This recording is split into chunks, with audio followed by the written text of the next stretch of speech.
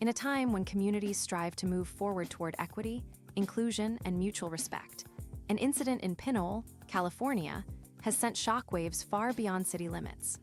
Over the weekend, a disturbing video went viral depicting a woman unleashing a racist tirade in a public parking lot. The individual was later identified as Risha Natasha Chand, and her behavior has now become the focal point of public outcry and official investigation. The footage shows Chand berating a woman of color with hostile language, including the repeated use of the N-word and other slurs. The aggression culminated with Chand shouting, "Get out of my face," a moment that has since been widely condemned. What began as an ordinary day turned into a horrifying experience for bystanders and viewers across the country, as many expressed disbelief that such openly hateful language could still emerge so brazenly in public. Social media users quickly amplified the video, demanding accountability and calling attention to the broader implications of allowing hate to go unchecked. The event has since grown from a local controversy to a national discussion on race, accountability, and the role of community standards in public behavior.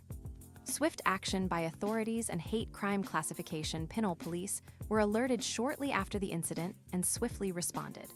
Upon arrival, officers spoke with both the victim and Risha Chand before transferring the matter to the city's Criminal Investigation Division. The police recognized the seriousness of the situation immediately, taking steps to ensure a comprehensive and impartial review. The confrontation was officially classified as a hate crime, a decision that highlights both the severity of the language used and the clear racial motivation behind it. According to statements made by the victim, the attack came without provocation. There's absolutely no reason for anyone to speak to another person that way, not in public, not anywhere, the woman said, her voice shaking with emotion. Legal experts note that labeling the incident as a hate crime means that if charges are filed and proven, penalties could be significantly more severe. Hate crime designations also send a strong message that racism will not be tolerated, especially when it manifests so violently in public settings. Social media mobilization and identification of the suspect, the video didn't just spark outrage, it also triggered a wave of digital investigation.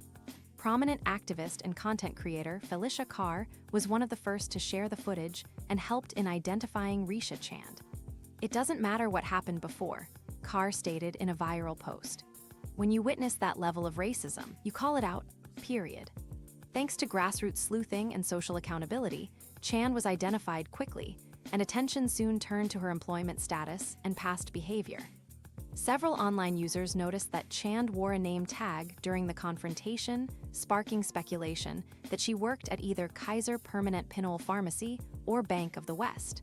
However, no institutions have confirmed her employment as of now. Carr and others have emphasized that this type of digital activism is not about public shaming, but about holding individuals accountable and amplifying marginalized voices who are often silenced or ignored in moments like this.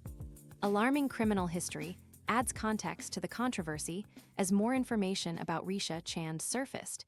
It was revealed that she is currently involved in a pending criminal case.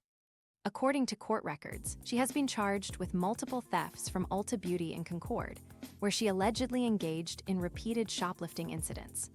While unrelated to the racial rant itself, these revelations have compounded the public's perception of Chand's behavior, painting a troubling picture of someone who has allegedly exhibited a pattern of unlawful or disruptive actions.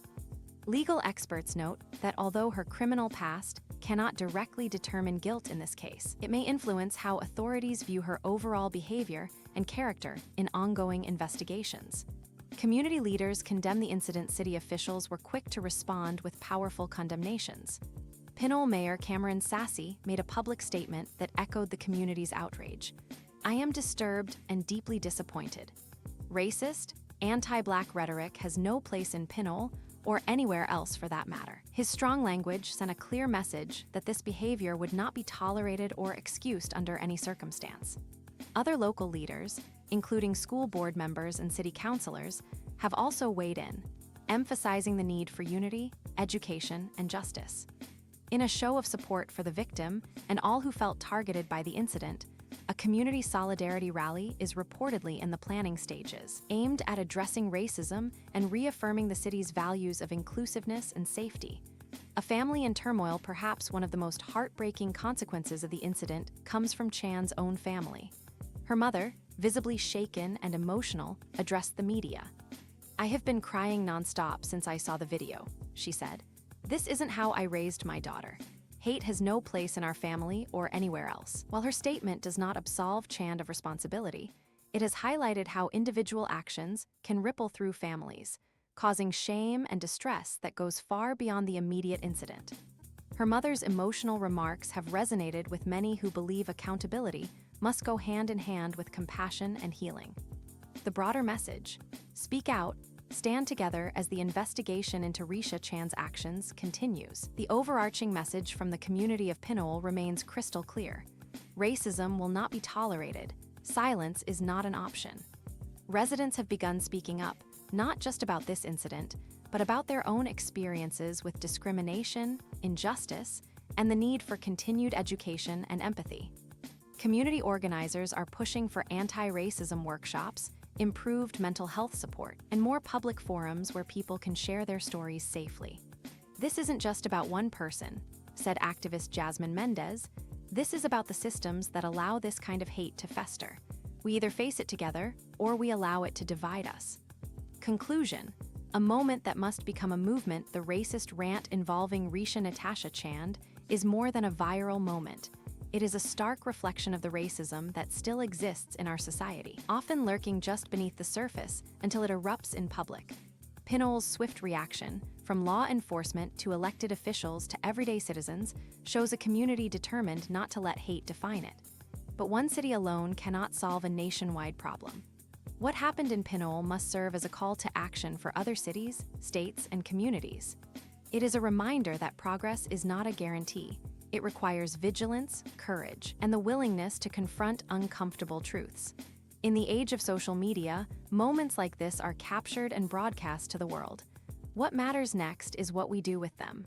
Pinole is choosing to speak, to act, and to change, and it's up to the rest of us to do the same.